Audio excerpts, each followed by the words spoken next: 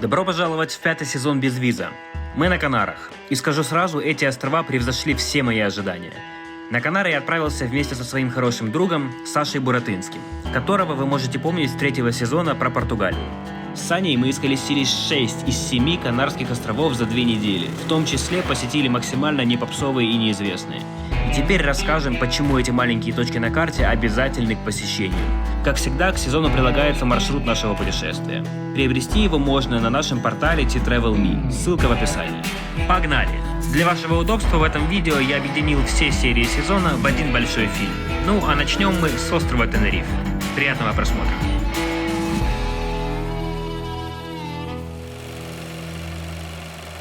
Пані та панове, ми вітаємо вас на Тенеріфе. Для вашої безпеки та комфорту, будь ласка, залишайтеся на місцях до вимкнення сигналу «Застебнути ремені безпеки».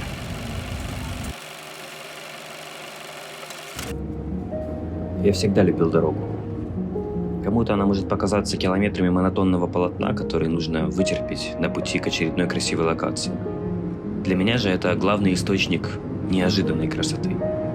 Поскольку я сам составляю маршруты своих путешествий, конечные пункты поездки мне всегда известны заранее. А вот то, что между этими пунктами, зачастую дарит приятные сюрпризы. Так произошло и с самой знаменитой локацией на Тенерифе – национальным парком Тейде. Все знают про вулкан Тейде, но мало кто говорит о самом парке, а это огромная территория в 190 квадратных километров. И проезжая по ней, ты увидишь много красоты.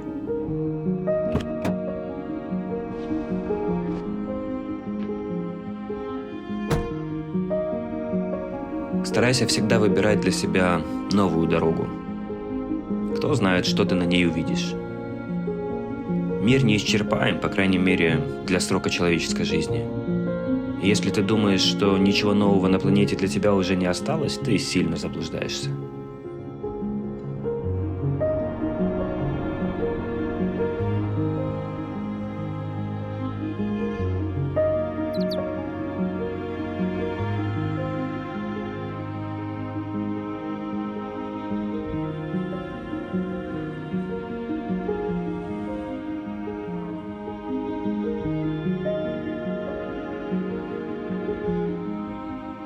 Кстати, летать на коптере в границах национального парка запрещено. Если попадетесь, заплатите огромный штраф вплоть до 6000 евро. Полный абсурд, лучше бы с таким же рвением боролись с ворами, которые регулярно разбивают стекла в машинах на парковках у Тейде. Я все же рискнул полетать, взлетал из укрытия на вершине огромной скалы. Но полетал буквально минут 10, потому что из-за скал регулярно терялась связь коптера с пультом, и был риск потерять коптер в первый же день путешествия.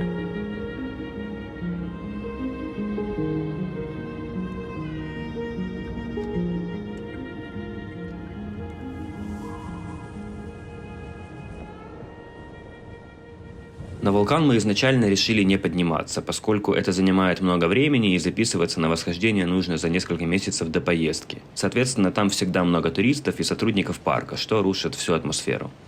Поэтому закат мы решили встретить в другом месте на северо-западе острова. И это было лучшим решением.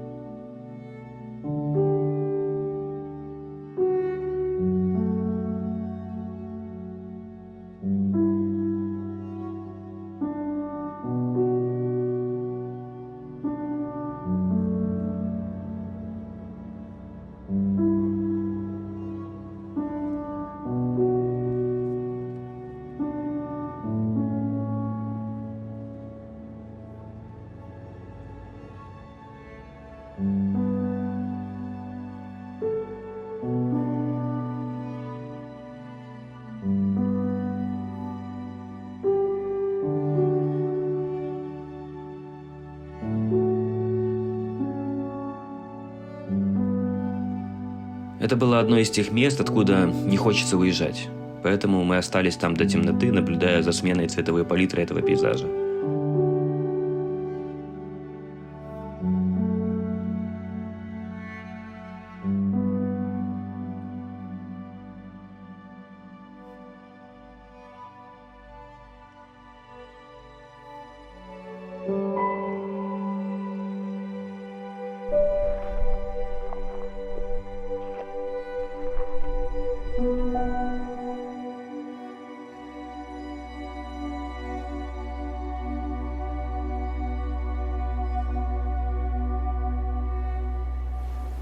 На утро в голове все еще звучали отголоски вчерашнего заката.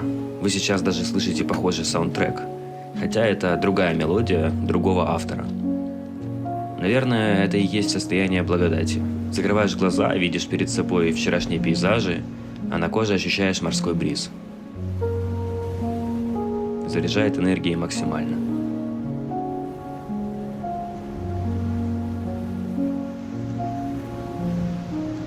С этим зарядом мы отправились в дальнюю дорогу на северо-восток Тенерифе, к самым красивым пляжам на этом острове.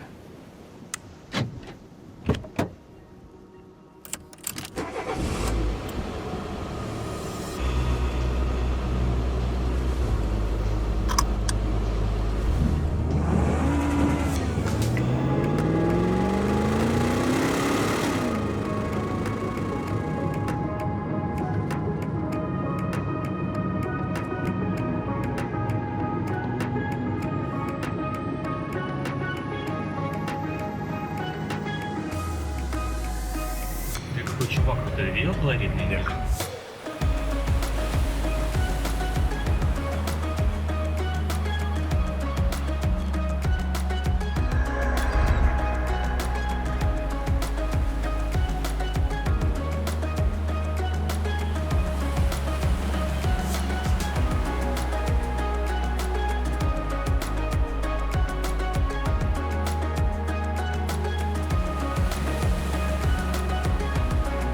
В этом регионе вы можете проводить смело один день, а то и больше. Он зайдет как любителям пляжного отдыха, так и любителям хайкинга.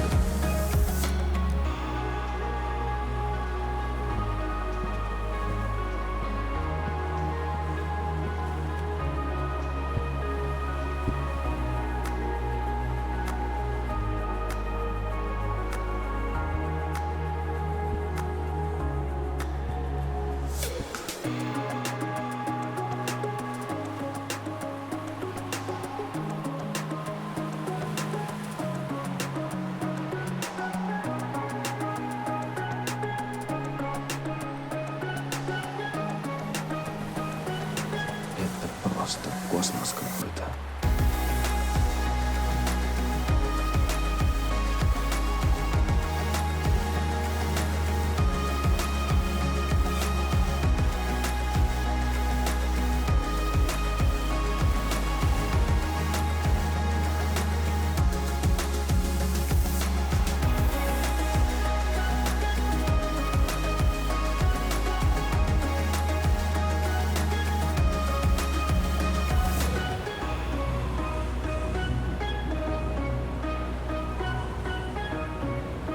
Ну и, наконец, самая значимая для нас локация.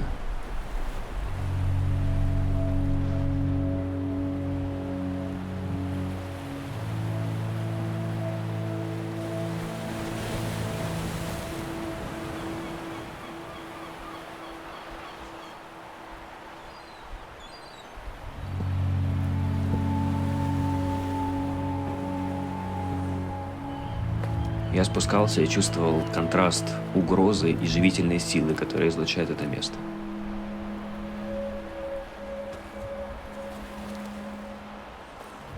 Холодные и мрачные оттенки, масштаб скал – все внушало пиетет и как бы говорило: мы можем прямо сейчас тебя размазать, как муравья, но если ты будешь почтителен, наслаждайся.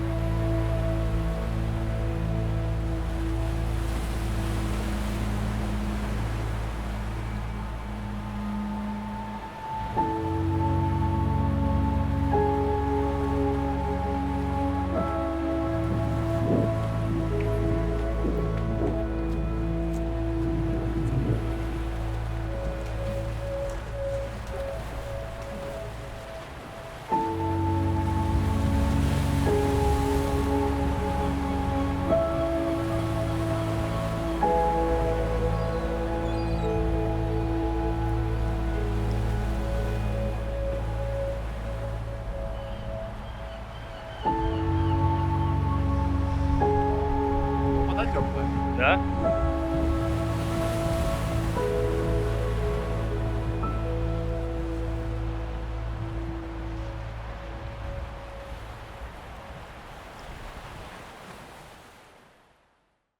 Добро пожаловать в 5-й сезон «Безвиза».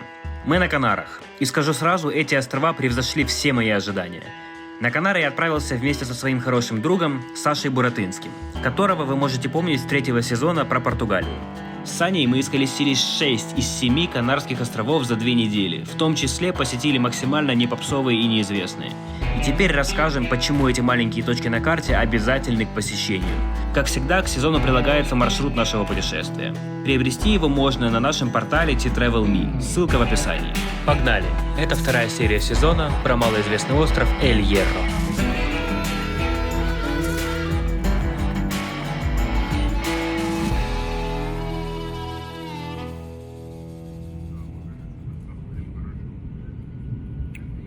После Тенерифе мы отправились на самый маленький из Канарских островов с гордым названием Эль-Хьерро.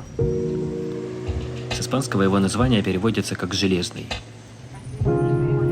Этот остров не популярен среди туристов, поэтому я больше всего стремился попасть именно на него. Особенно с учетом того, что там много красивых мест. На Эль-Хьерро почти нет туристической инфраструктуры, нет шумных курортов. Как правило, приезжают сюда те, кто предпочитает уединение и спокойствие, а также нетронутую природу. Живет здесь всего 11 тысяч человек. Почти все имеют общих знакомых, а при посадке в аэропорту пассажиров с распростертыми объятиями встречают их друзья, сотрудники аэропорта. Это зрелище сразу же создает атмосферу уюта и спокойствия. Мое главное впечатление об этом острове – это его неторопливость. В мире очень мало мест, куда я хотел бы вернуться, но это место одно из них. Я бы хотел проводить здесь свою старость. В том или ином возрасте у человека наступает этап, когда он уже не смотрит в будущее, не строит планов, а просто живет сегодняшним днем и рефлексирует о прожитом. Этот остров – идеальное место для старости. Еще мне почему-то отчетливо видится, что сюда нужно приезжать писателям романов или автобиографий. Думаю, здесь однажды будет написана великая книга.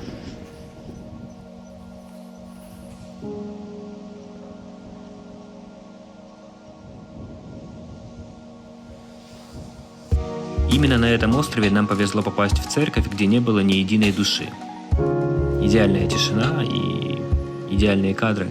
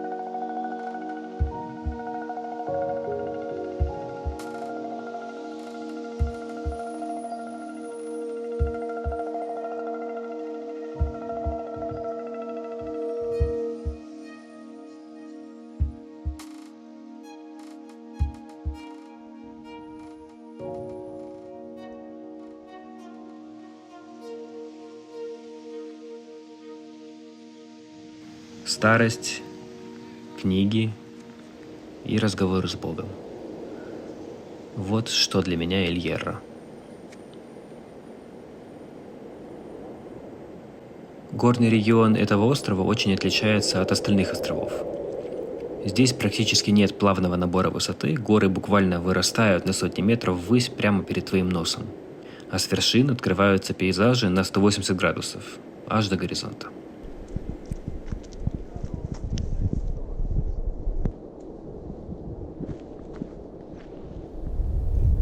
Мы поднялись, наверное, в высоту 1,5 километра. Вон с того вот туннеля. Совсем крошечный. Еле его видно. Но вон с того туннеля начинался наш путь сюда. Даже не верится, по сути, каких-то 25 минут.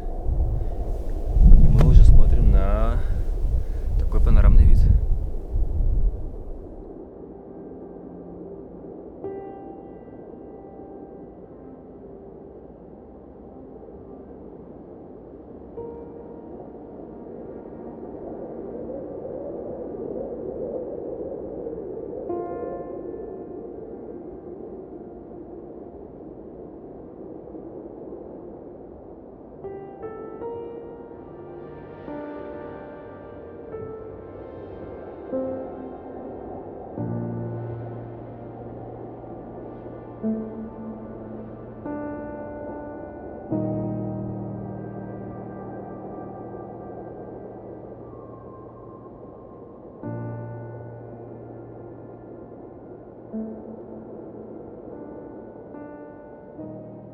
Вечером нам повезло наткнуться на традиционный местный перформанс. Я пытался гуглить, и, судя по всему, это был именно местный фольклор. Судя по всему, такое не увидишь и не услышишь на других островах, но я могу ошибаться. Если вы разбираетесь, поправьте, пожалуйста, меня в комментариях.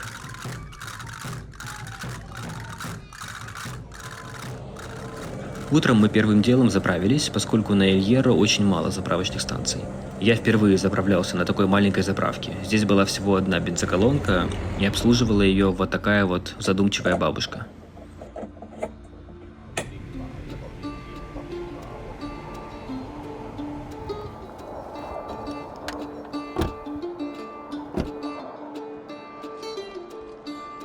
Все пляжи на этом острове почти на 100% усеяны камнями. Песчаных пляжей на Эль-Хьерро можно сосчитать по пальцам одной руки. Зато здесь вы, например, сможете увидеть берег с красными скалами.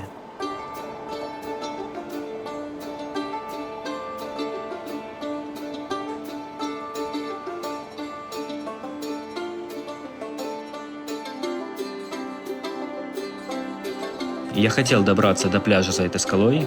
Визуально на видео кажется, что прямо вдоль горы есть узкая тропинка. Но на самом деле там есть участок с очень крутым наклоном и галькой под ногами. И если ты поскользнешься, а там это почти гарантированно, то упадешь с высоты метров 10.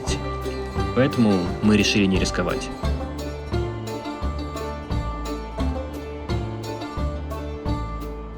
Но все равно, как же красиво-то.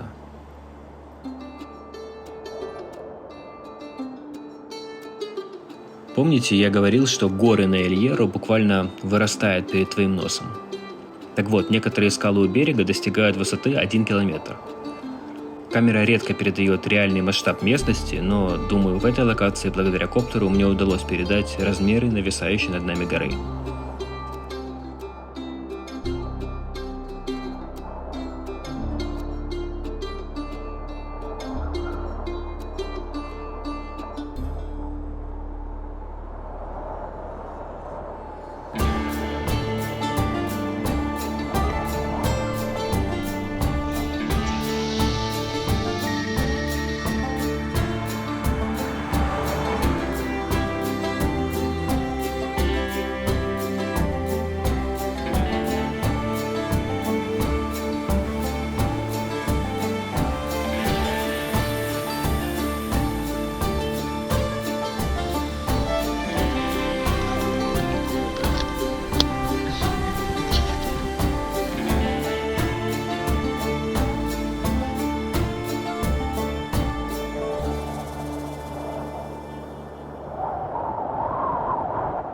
С самой высокой точкой Эль-Хьерро нам не повезло. Мы попали в молоко из облаков и ничего не увидели.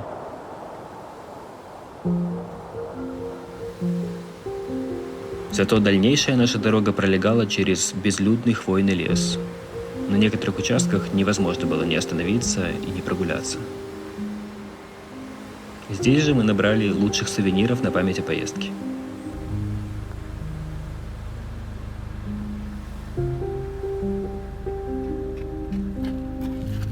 Короче, выбирай. Надо выбрать какую-то самую прикольную.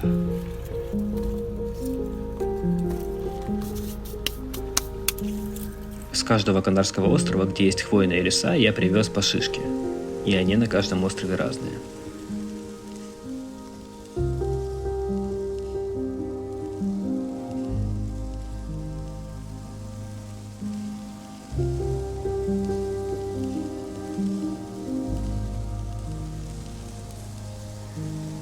Прогуливаясь по этому лесу, создавалось впечатление, что ходишь по большой подушке.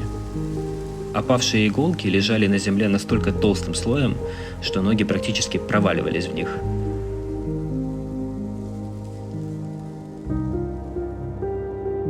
Ну и, конечно же, запах. На Эль-Хьерро и так нет никаких производств, а в нетронутом хвойном лесу легкие так и норовили вырасти в объеме, чтобы вместить побольше этого воздуха.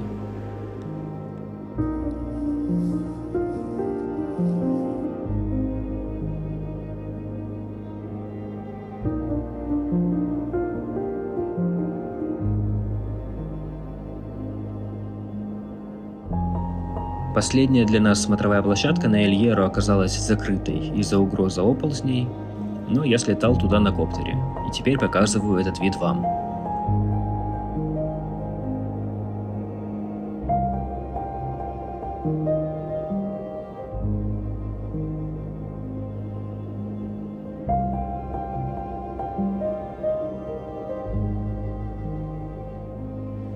А еще в этом районе растут деревья-эндемики. По виду, будто сложенные вдвое и прибитые к земле. Невероятная красота.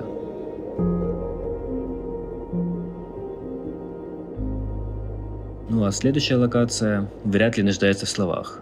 Просто смотрите.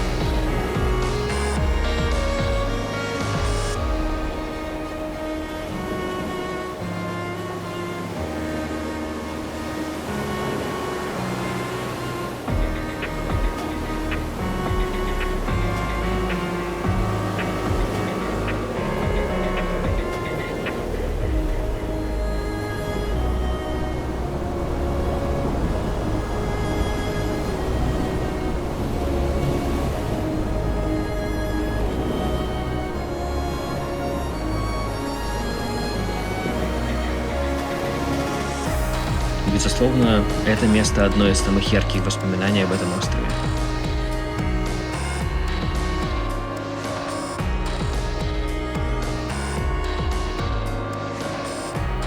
Ну, а самое яркое Эль-Хьерро приберег нам на десерт.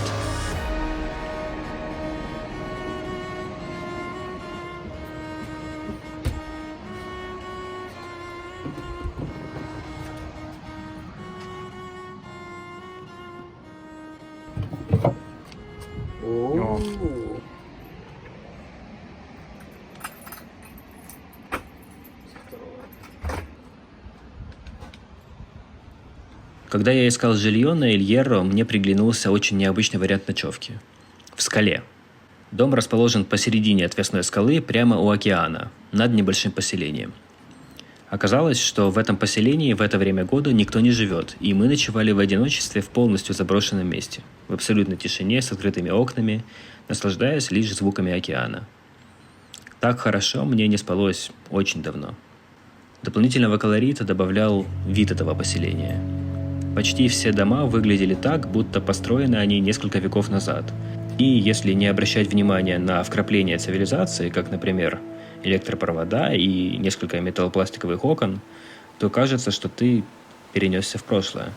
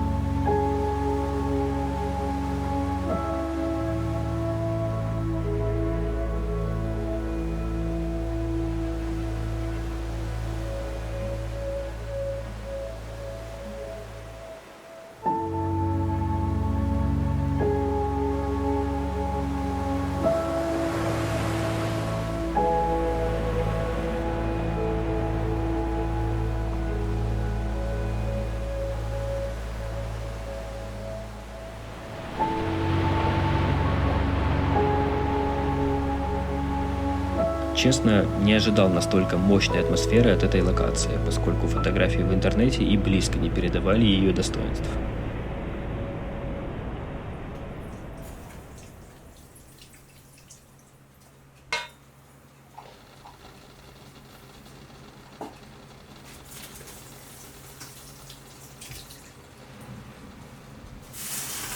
О, все.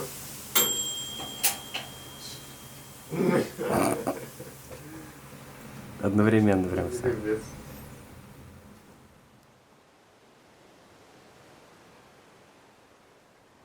На такой колоритной ноте Эль Хьерро с нами попрощался. Следующий остров Ла Гомера. Приключения только начинаются, уж поверьте.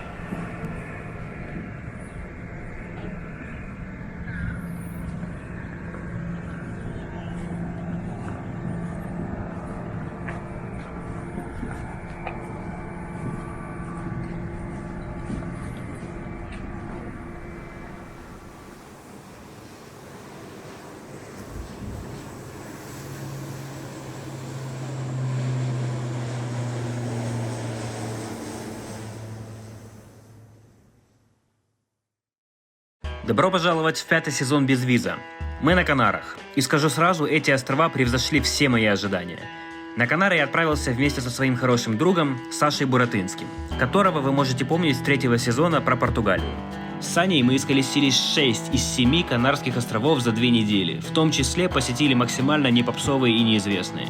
И теперь расскажем, почему эти маленькие точки на карте обязательны к посещению. Как всегда, к сезону прилагается маршрут нашего путешествия. Приобрести его можно на нашем портале T-Travel.me, ссылка в описании.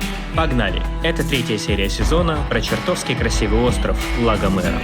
Почему чертовски? Потому что в некоторых местах здесь творились очень странные дела.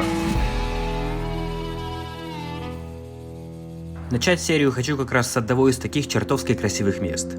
Мы приехали сюда на закате, была спокойная погода, идеальное время для кадров с коптера. Но именно здесь камера Уилсона начала сходить с ума, и с воздуха ничего отснять не удалось. Да, я вам не говорил, моего дрона зовут Уилсон, как волейбольный мяч из фильма «Изгой». Мы решили вернуться к этой скале в последний день на рассвете, перед вылетом на следующий остров. Эта локация еще пощекочет нам нервы, но я вернусь к ней позже. Ла Гомера еще один малопопулярный Канарский остров. Хотя, конечно, людей здесь побольше, чем на Эль Хьерро, и инфраструктура туризма лучше развита, но во многих местах Ла Гомеры небезопасно. Скоро вы увидите почему, а пока хочу показать вам одно уникальное место на этом острове.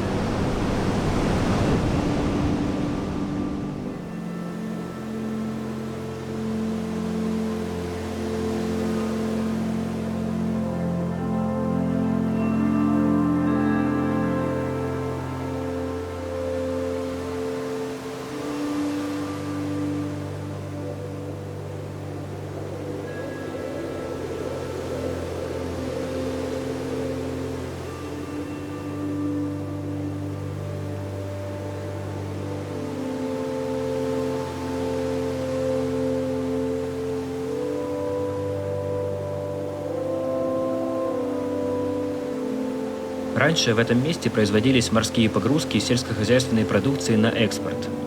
Эти столбы – останки так называемой фиш-балки, которая и использовалась для погрузки товаров на борт кораблей. Построена она была в 1908 году и прослужила до 1943. Затем порт был перенесен в другой город острова и место забросили. Теперь здесь расположен природный бассейн, а столбы остались единственными отголосками прошлого. Место очень впечатляет, но теперь самое главное. Здесь мы попали под оползень.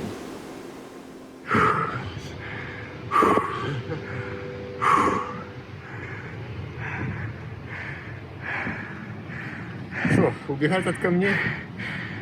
Achievement unlocked. Индиана Джонс, блин. Ты видел этот момент с птицами, когда они разлетаются? Я поворачивался, там тупо разлетаются птицы, и булыжники с нашу голову тупо летят мимо них так вниз. Нам повезло, что мы были недалеко от небольшого одноэтажного строения, под крышей которого мы и укрылись. Непосредственно до нас долетело совсем немного камней, большинство задержали защитные сетки, но тем не менее все могло закончиться гораздо хуже. На самом деле эта локация формально закрыта для посещения. При входе поставлено ограждение и табличка, рассказывающая об угрозе оползней. Мы на этот запрет наплевали и чуть было за это не поплатились. Не делайте так, как мы. Забегая наперед, хочу сказать, что это далеко не единственное место с угрозой оползней на Лагомере. Кстати, с террасы нашего жилья было видно эту локацию. А если поднять взгляд повыше, можно увидеть вулкан Тейде с острова Тенерифе. Настолько близки эти острова друг от друга. Возвращаясь к чертовской натуре этого острова, посмотрите на эти скалы.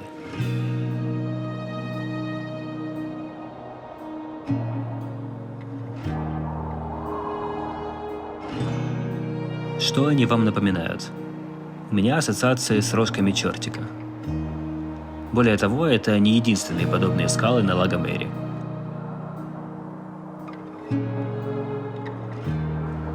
А теперь присмотритесь к правой скале. Видите портрет человека? В какой-то момент при монтаже я увидел это лицо, и теперь только на него и смотрю в этом кадре. Точно мистика какая-то. Но, несмотря на все ассоциации, это мое любимое место Лагомеры. Просто сверхэпичный пейзаж.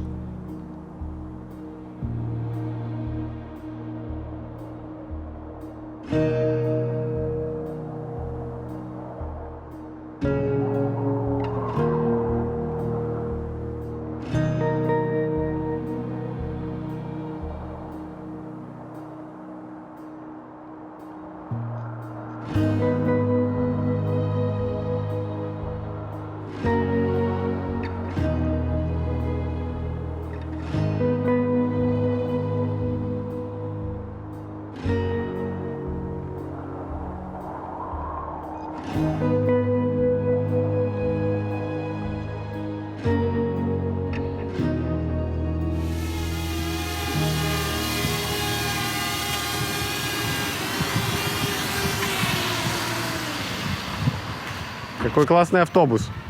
Я очень доволен. Я очень доволен, потому что это один из лучших кадров за наше путешествие. С этого острова так точно. Хотя ранний кадр сегодня с колоннами поспорит. Просто стязается. Ребят, сравните этот кадр либо колонны. Затем мы попробовали добраться до еще одного необычного места – Пунта де лос Арганос. Засматриваясь на окружающие панорамы, несколько раз мы пропускали нужный поворот, затем асфальт на дороге закончился и началось глиняное болото из-за недавнего дождя в этой части острова. Ехать становилось все сложнее, и я понял, что есть серьезный риск застрять на серпантине в дикой глуши. Там даже не ловила мобильная связь. Мы развернулись и поехали на другую локацию неподалеку. Но дорога к ней была немногим лучше. Мне не нравится, что большие камни лежат на дороге. И крест. Не крест, да, супер. На нашем пути лежала огромная куча камней разных размеров, и мы поняли, что недавно здесь произошли оползни. Вспоминая нашу утреннюю историю, становилось тревожно вдвойне. Мы всерьез задумывались о том, чтобы отказаться и от этой локации.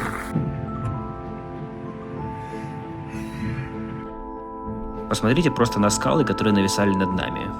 Даже на видео видно, что конструкция, скажем так, слабоустойчивая. Благо, через минуты 3 мы выехали на более безопасный участок дороги, иначе 100% бы развернулись и поехали обратно. Приехали мы в абсолютно безлюдное место, о котором почти нет никакой информации в сети. В принципе, ничего удивительного. Среднестатистический турист даже не подумает ехать в такие труднодоступные места. А я такие просто обожаю.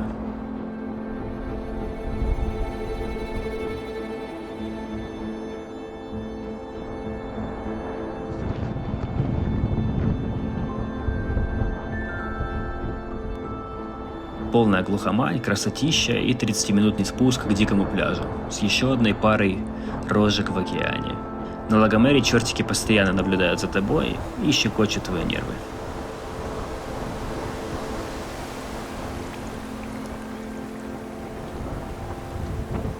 Аккуратно, чувак, не спеши. Ну, нам туда.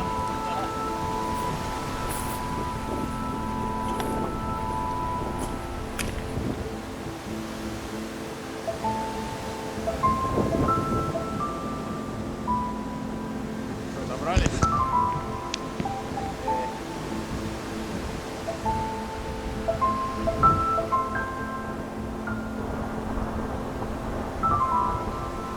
Когда ты находишься один на один с природой в таком красивом месте, хочется слиться с ней по максимуму.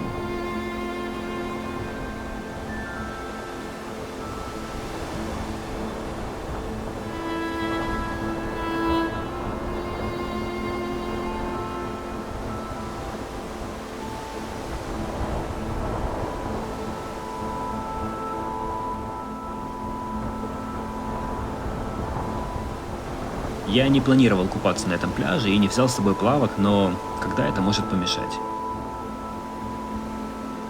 Наверняка тут жесткие приливы и отливы. По крайней мере, камни, которые прямо у скал, мокрые сверху. Поэтому нам желательно не терять бдительности.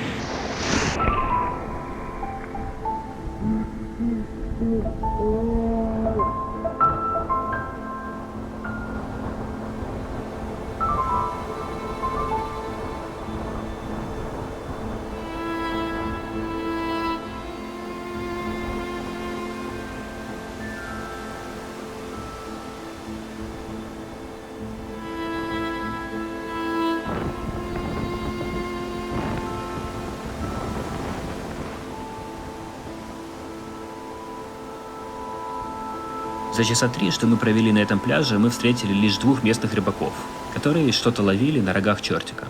Просто посмотрите на масштаб скал в сравнении с этими муравьями. Природа всегда сильнее человека, но люди стали все чаще об этом забывать. Никакие курорты, никакие облагороженные пляжи и близко не смогут приблизиться к тому уровню ощущений, которые ты испытываешь здесь, в уголках, практически нетронутых человеком. Энергетические волны планеты тебя буквально пронизывают насквозь.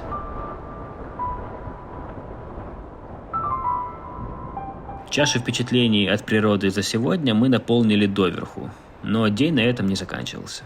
По приезду в город мы успели посмотреть второй тайм решающего матча отбора на Евро-2020 Украина-Португалия, где наши ребята абсолютно заслуженно обыграли чемпионов Европы и вышли из группы с 1-го места. А затем Саня заскочил в ресторан и отснял вот такой вот местный колорит.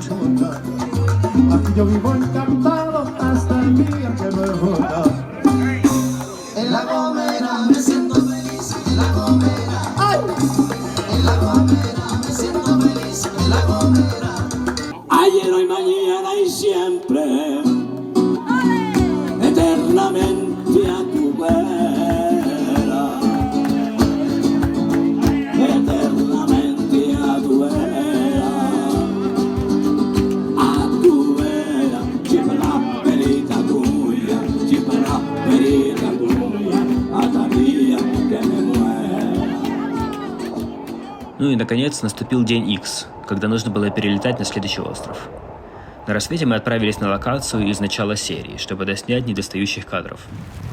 Иногда, чтобы снять красоту, требуется жертвовать, в том числе и здоровьем. 12 градусов, я оказался не готов немножко к этому. Откуда мы выезжали, там было 20 градусов, сейчас 12. И туман / дождь. Погода была совсем нелетной. Тучи, моросящий дождь, сильный ветер. Но пейзажи благодаря этому открывались максимально драматичные. И когда открылось окно более-менее безветренной 10-минутки, я запустил Вилсона.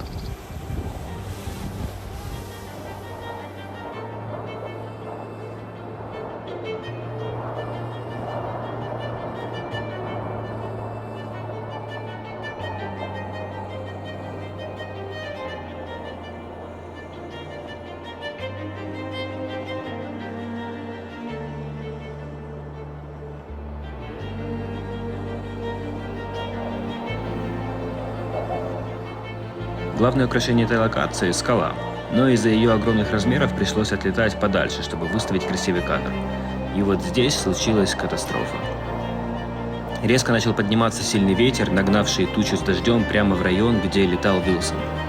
Батарея вмиг упала с 50% до 20%, и коптер стал совершать аварийную посадку посреди нигде. Critically low battery.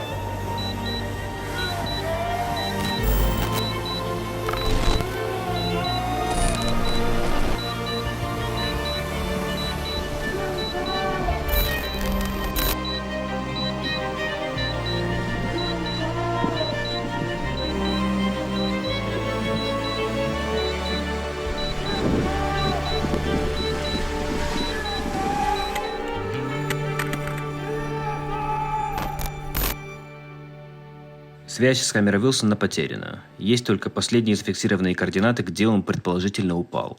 Я вспоминаю горький опыт Исландии, когда координаты коптера мне не помогли. Затем вспоминаю, что до нашего самолета осталось 1,5 часа. Совещаемся с Саней и принимаем решение купить билеты на вечерний рейс и все же попытаться найти дрон. Ведь впереди еще 3 острова, и отсутствие кадров с воздуха было бы огромным разочарованием. Короче, дрон совершил экстренную посадку среди нигде. У нас час до самолета. Ищем дрон. Честно говоря, поиски были шагом отчаяния. Шансы найти Вилсона в огромной горной долине в лесу были мизерными.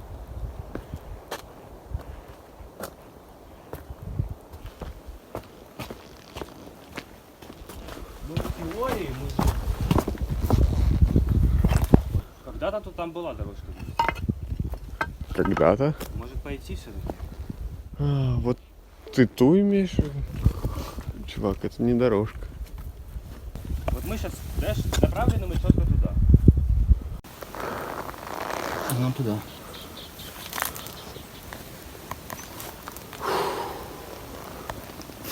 Погнали? Чувак!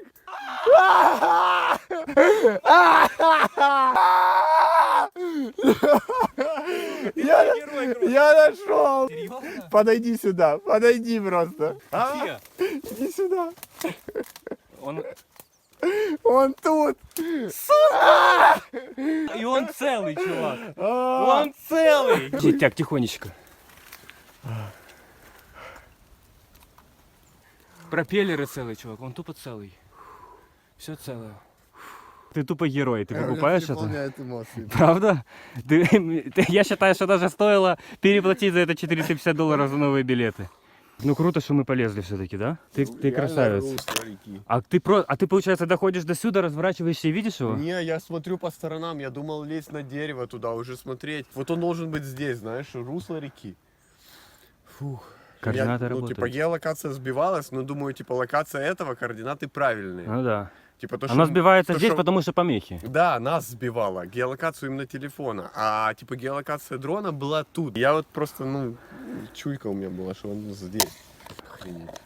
Полетаем еще. Полетаем. Ты мне должен, сука, пиво, блядь, я не знаю, друг. Смотри, где мы находимся. Мы вообще черт знает Вот где. мы же оттуда, да, поднимаемся? Да. Оттуда. Я хочу, чтобы вы поняли, насколько нам повезло. Если бы дрон приземлился на 2-3 метра левее или правее, мы бы его не нашли. Если бы дрон не застрял в кустах, он почти наверняка сломал бы камеру или клешни, и мы бы не смогли больше летать в поездке. Вдоволь поиздевавшись, чертики Лагомеры решили смилостивиться. И тумана нет. Че, можно взлетать? Ну, кстати, руки в крапиве, реально. В крапиве, да? Ну, посмотри, да, в волдыри уже. Вот у меня тоже Ноги, да, в крапиве. Вот волдыри, да. Надо будет купить... у меня есть антигипариновая, по-моему, мазь от раздражения. Я взял в аптечке. Отлично. Реально, он был бы на верхушке любой елки и все. Мы бы его видели и не могли бы достать никак. Ну, да.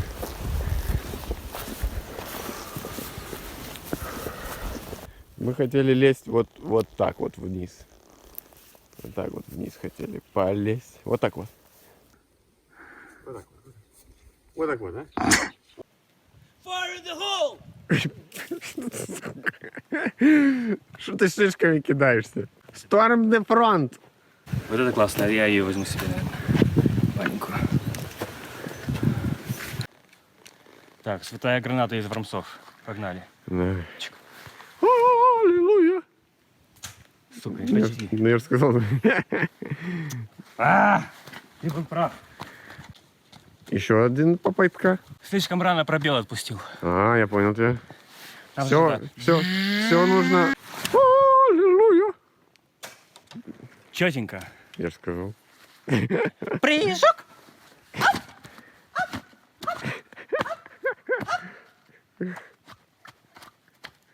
Да, таким Артема вы еще не видели.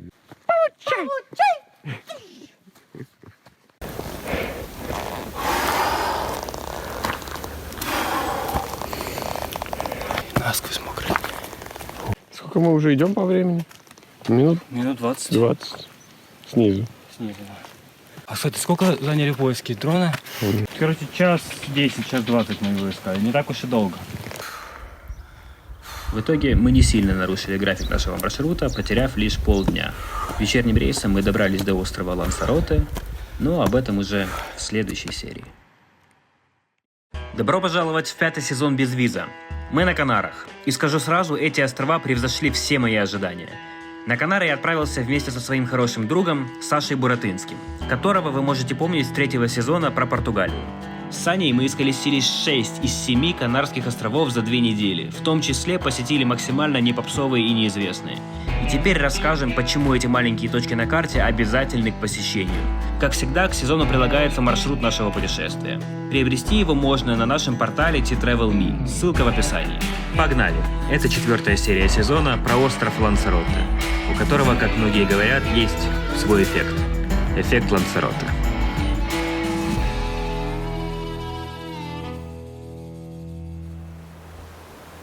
Для начала давайте поговорим с вами о рассветах. Недавно я понял, что это исключительная штука.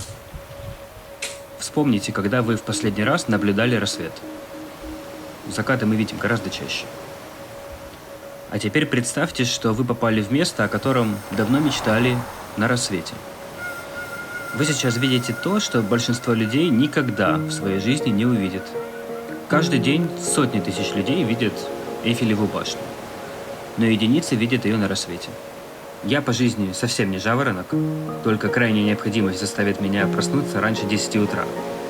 Но в путешествии я стараюсь почаще вставать затемно, чтобы увидеть рассвет в каком-то красивом месте.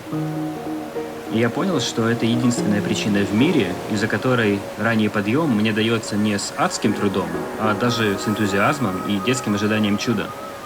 Хотите выжать максимум из своего путешествия, вот вам лайфхак. Просыпайтесь на рассвете и наслаждайтесь эксклюзивным зрелищем. Что же до эффекта Лансароте, то до сих пор нет единого мнения, в чем же он заключается. Но очень многие о нем говорят. Кому-то он своим примером открывает глаза на скрытые вещи. Сперва в этом острове ты видишь только выжженную вулканическую пустошь, искалеченную землю, на которой, кажется, только защитные шипы и могут прорастать. Но со временем в этом израненном мире ты начинаешь видеть отображение прекрасного. Суровую, закаленную, стоическую красоту на фоне шрамов прошлого.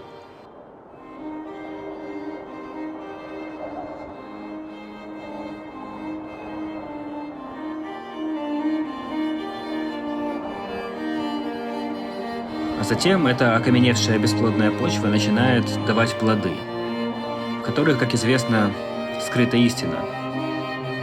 Истина того, что на самом деле собой являет этот пейзаж. Это зеркало. И каждый в нем увидит свое отражение.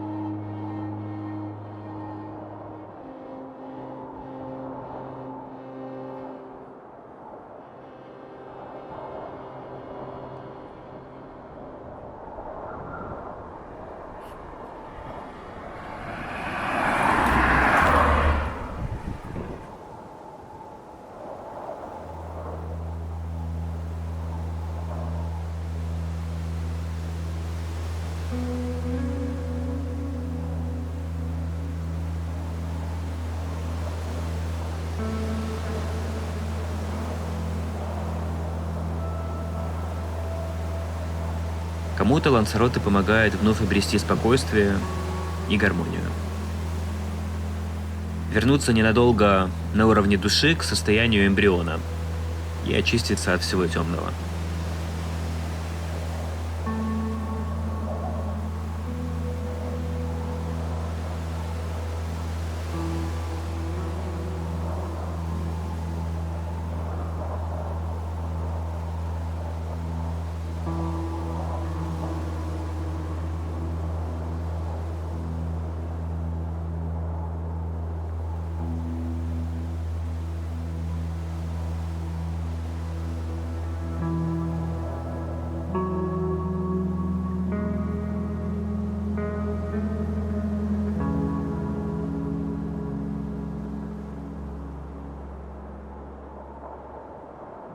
Возможно, Лансароте заставит тебя столкнуться со своим страхом.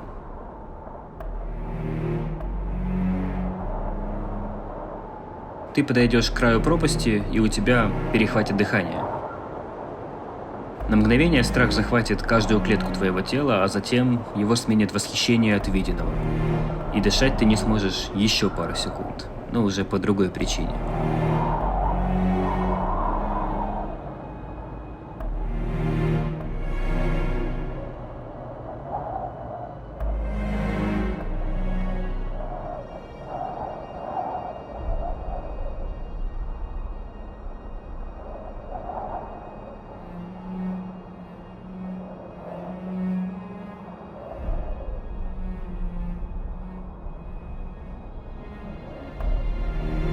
Самое красивое место этого острова сопряжено с акрофобией. И где еще, как не здесь, попробовать перебороть ее?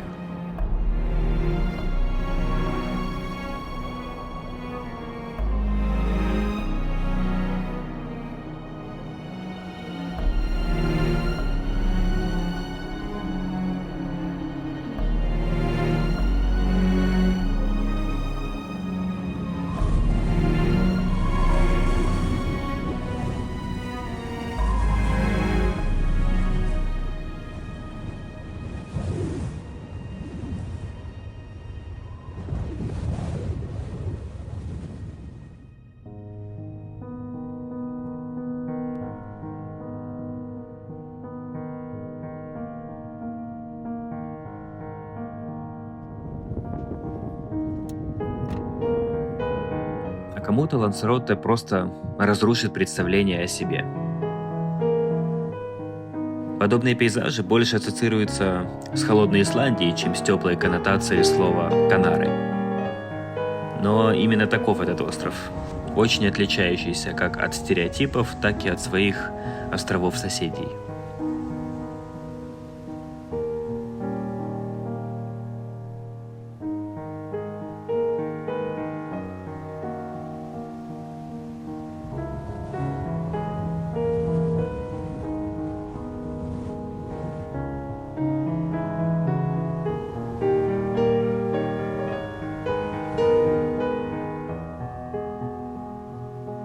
Вряд ли из-за своей природы Лансароте покажется вам раем, но вы точно будете по нему скучать. И это эффект Лансароте.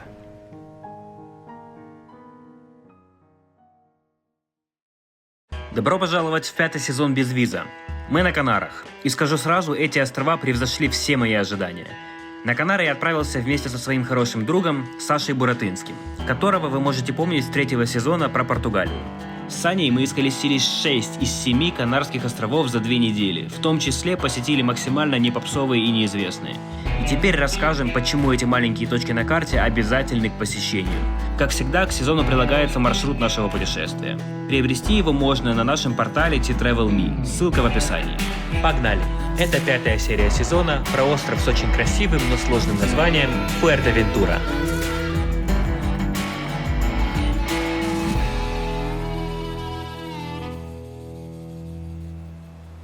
С островом Фуэртевентура, как и с Лансароте, у меня есть четкая ассоциация. Если Лансароте – это лавовые поля, то Фуэртевентура – это песчаные дюны, широченные пляжи и равнины желто-коричневого цвета. Свое путешествие на этом острове мы начали с северного маяка и проехали до самого юга. Там, кстати, тоже есть красивый маяк, его я покажу позже. Посмотрите на этот белоснежный песок. Ну красота ведь!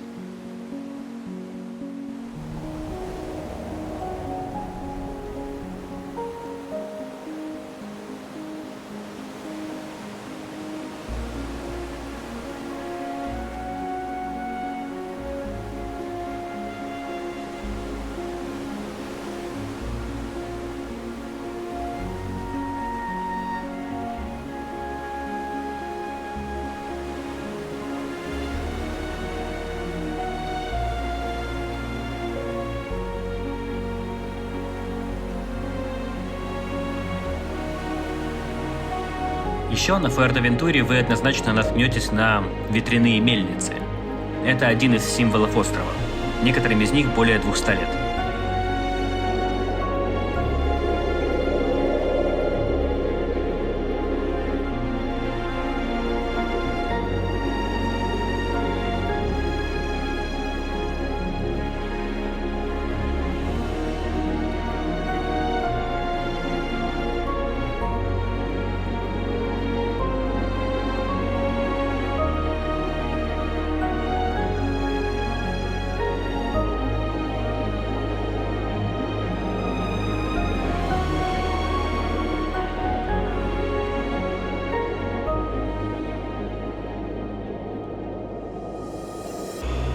Думаю, вы уже обратили внимание на большие волны у берегов этого острова.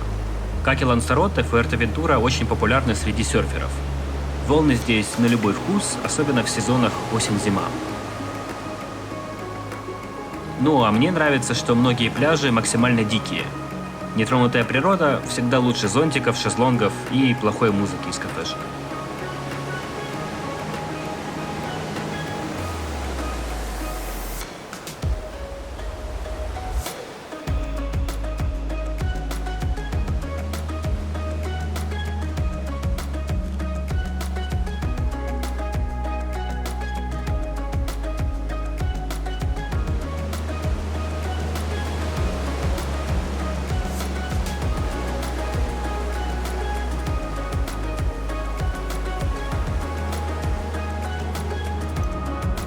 Ну и, конечно же, здесь есть сверхэпичные места, о которых многие туристы не догадываются и которые просто так не найдешь.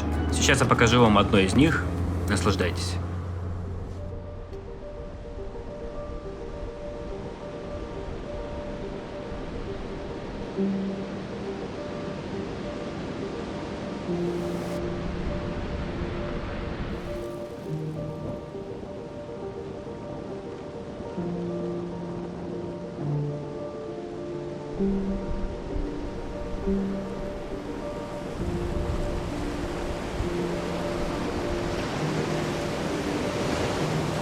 В этом месте очень сильное обратное течение и мощнейшие прибрежные волны, которые выбрасывают на берег огромную груду мелких камней. Купаться плохая идея, а вот смотреть на это зрелище и слушать оркестр духовых и ударных звуков океана можно долго. Но главная жемчужина этого места, конечно же, скала. Уникальное творение природы. Вы же тоже видите профиль человека?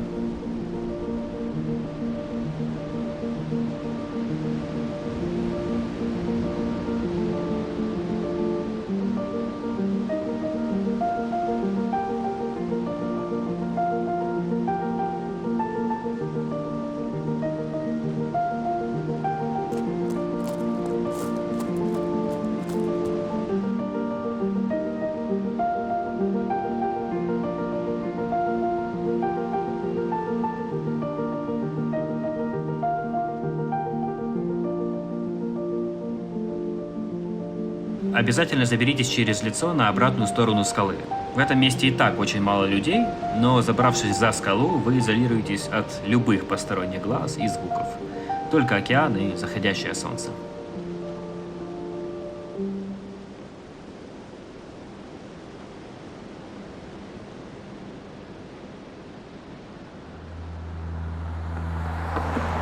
На утро мы отправились на еще один довольно необычный пляж с широченным полузатопленным берегом из-за отлива.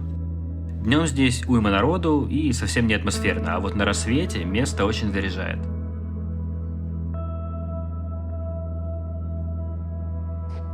Вспоминайте мои слова из предыдущей серии и почаще встречайте рассветы в путешествиях.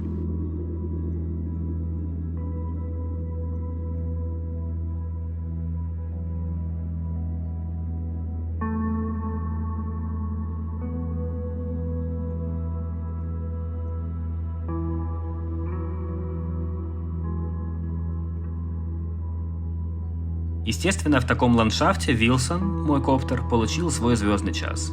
Посмотрите на облеты, которые ему удалось заснять.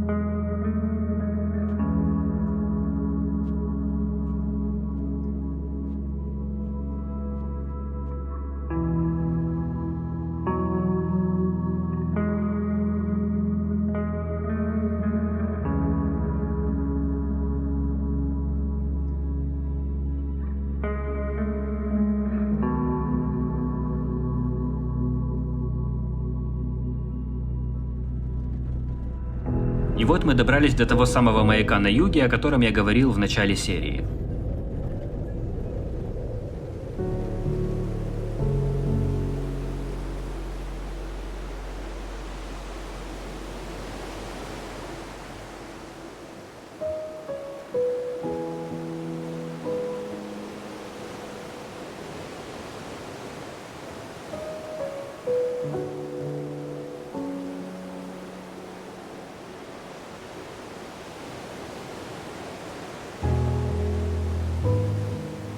Какой маяк вам понравился больше? Я до сих пор не могу выбрать.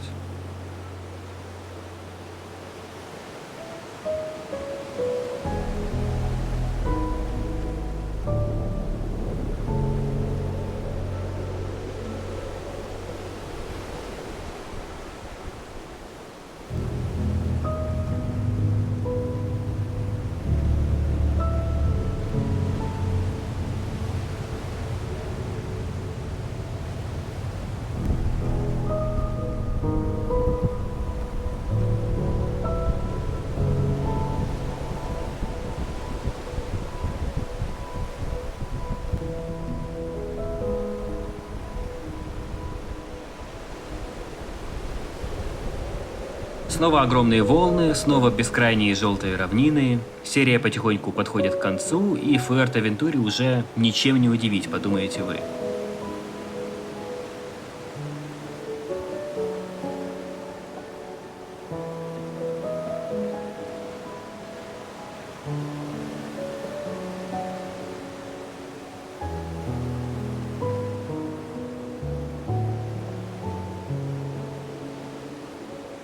Но есть еще кое-что. За последней дверью. В последний вечер на Фуэртевентуре мы поехали к очень труднодоступным пляжам. Добираться пришлось долго и по плохой дороге, но черт побери, это того стоило.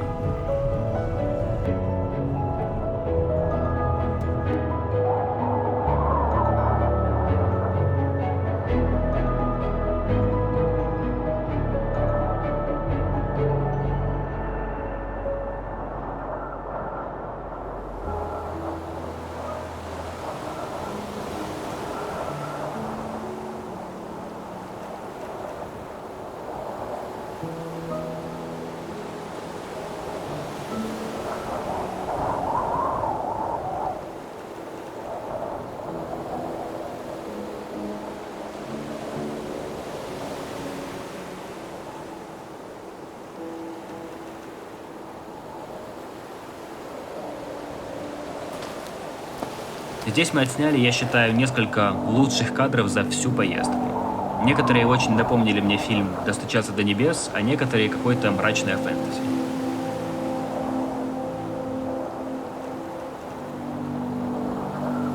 Очень горжусь теми кадрами, которые получились. Лучшего прощания с Фуэртевентурой невозможно было пожелать.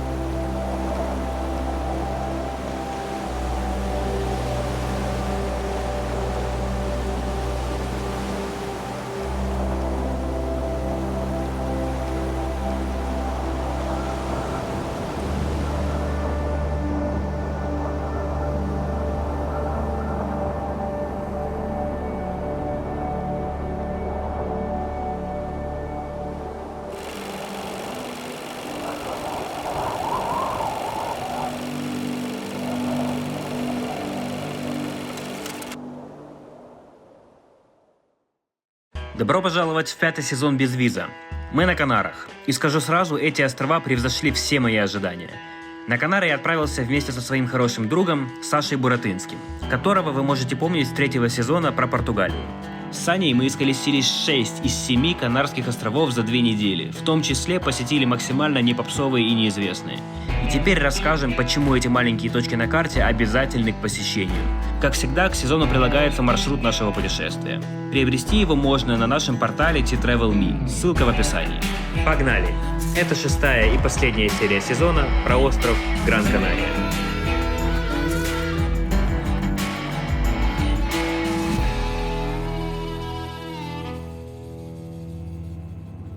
За предыдущие 5 островов мы увидели огромное количество разнообразных мест. Но Канары не перестали нас удивлять до последнего дня путешествия. И остров Гран-Канария готовил нам еще несколько уникальных локаций, совсем не похожих на то, что мы видели до этого. Например, на этом острове есть довольно живописный каньон. К нему мы первым делом и отправились. По пути к каньону мы оказались посреди вот такого вот кортежа из автомобилей. На Гран-Канария довольно много таких авто, а еще здесь, по нашим ощущениям, было больше всего туристов. Каньон не отмечен никакими дорожными указателями, и с дороги его не видно. В общем, у нас возникли небольшие трудности с поисками.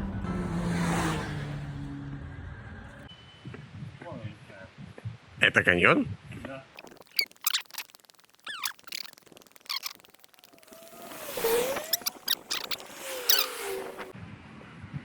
Что мы вечно в какие-то жопы лезем. Артемий. Чувак, ну это мой стиль. Это мой стиль жизни. Да. Ты лучше. О, чувак, не.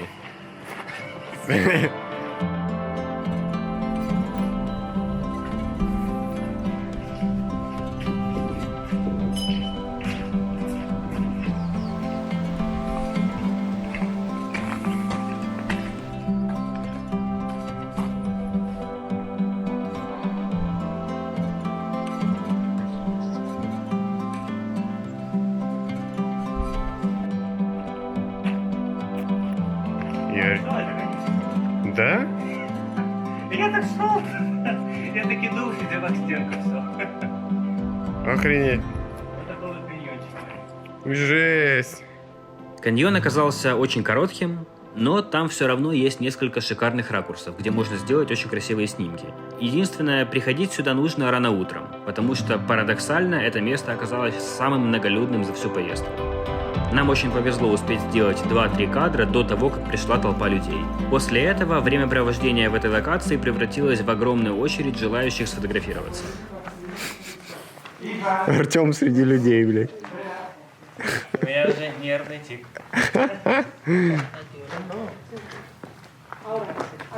Мы посмотрели минут 5 на этот ад и быстро оттуда свалили. Терпеть такое не могу.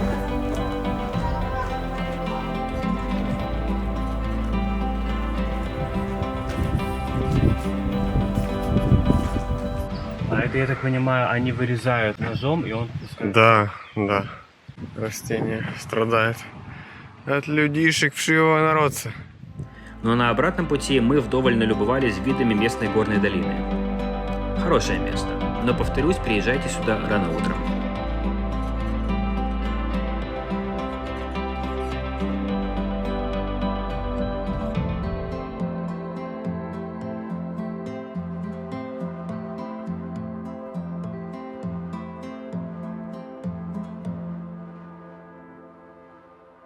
Далее мы направились к еще одной уникальной локации на Канарах. На этот раз малоизвестной, кроме нас там никого не было.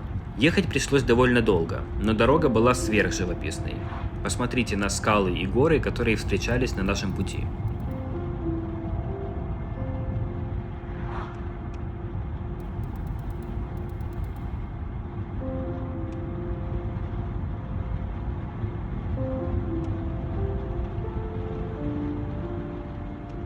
Ну а в конце нас ждал огромный и очень живописный горный серпантин. Это и есть та самая локация. Ничего подобного на других островах мы не видели. Однозначно самая красивая дорога на Канарах.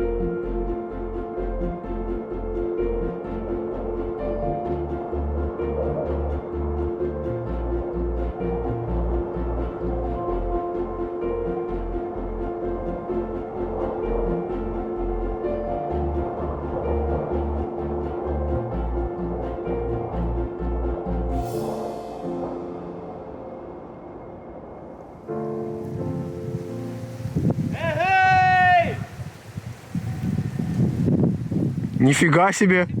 Нифига себе!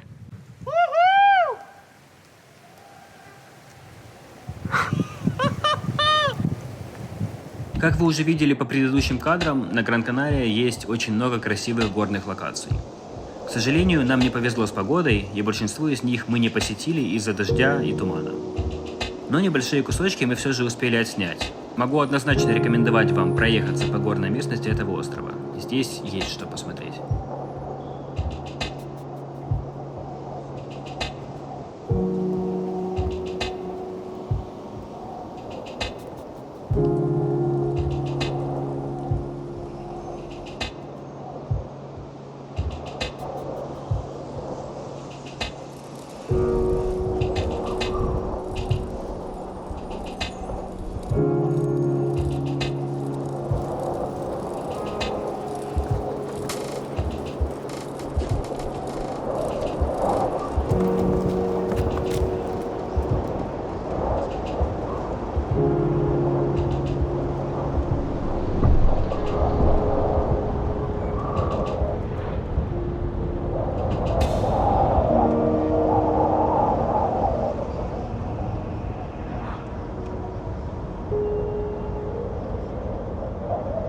Под вечер мы отправились на юг острова, в город Маспаломас. Это тусовочный город с огромным количеством баров и, внимание, свингер-клубов. Город лютого разврата. Но мы ехали туда не за этим. Дело в том, что в Маспаломас есть еще одно уникальное место. Каньоны уже были, серпантины были. Зачем еще можно гнаться на этом острове? Чего еще не было на других островах? Я вам отвечу. Кадров в пустыне.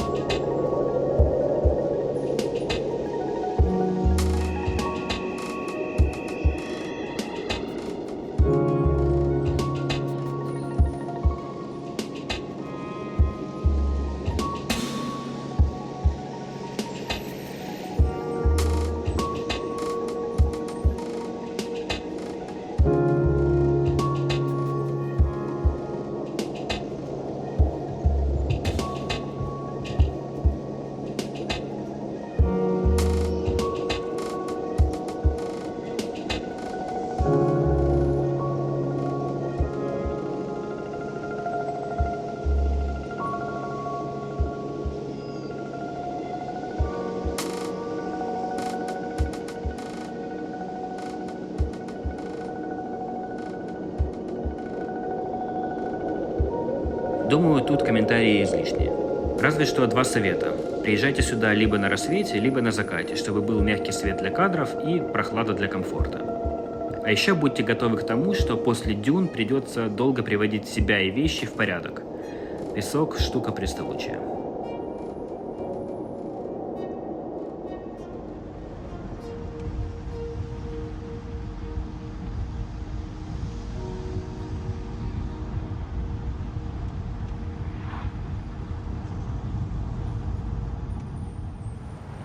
На Гран-Канария мы впервые за все путешествие посмотрели городскую архитектуру. Не потому, что на Канарах некрасивые города, просто природа здесь все-таки на первом месте по грандиозности. Но столица Гран-Канария, город Лас-Пальмас, вполне хорош для нескольких часов неспешной прогулки. Соборы, дом Колумба, набережная с видом на порт, каскадные дома на горных склонах. Хороший город.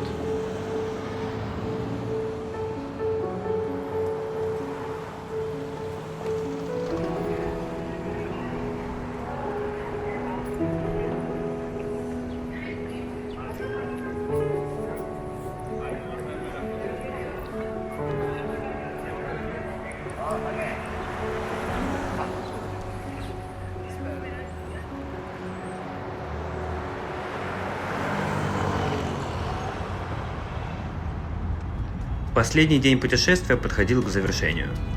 Время говорить спасибо. Огромная благодарность Сане Буратынскому за поездку. Говорил уже это во время путешествия по Португалии, но скажу еще раз. 10 лет назад я и подумать не мог, что смогу отправляться в такие крутые путешествия с друзьями детства. Осознание этого сейчас очень согревает. Спасибо за воспоминания, за вкуснейшие завтраки И, конечно же, за шикарные кадры. Без тебя, друг, этот сезон не получился бы таким.